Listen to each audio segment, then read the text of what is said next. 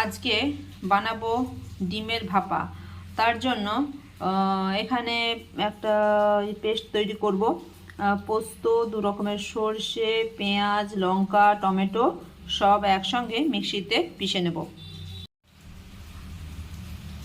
একটা টিফিন বাটির মধ্যে 2টো ডিম নিয়ে নিয়েছি। ডিমগুলো সেদ্ধ করে ছাড়িয়ে আর একটু ছুরির সাহায্যে চিড়ে চিড়ে দিয়েছি।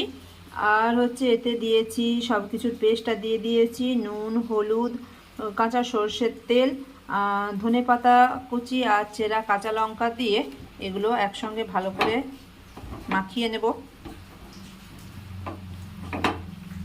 এদিকে কড়াইয়ে জল দিয়ে দিয়েছি, তার মধ্যে একটা স্ট্যান্ড বসিয়ে দিয়েছি।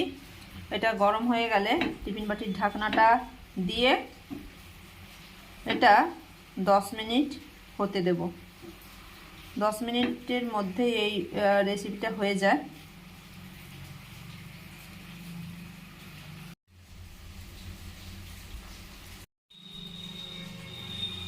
দশ মিনিট পরে টিফিন বক্সটা খুলেছি, দেখো কি সুন্দর হয়েছে।